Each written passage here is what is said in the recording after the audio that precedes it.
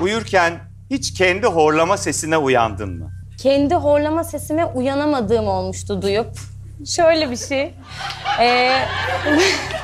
İnanılmaz bir cevap geldi. Vatanım Sensin'de çalışıyordum o zaman ve böyle çok yoğundu setimiz. Çok yoğun bir tempoda çalışıyorduk. Uygulayıcı yapımcımızla aynı arabadayım, Banu Hanım. Ve birlikte gidiyoruz. O kadar yorgunum ki ben biner binmez böyle uyuyakaldım.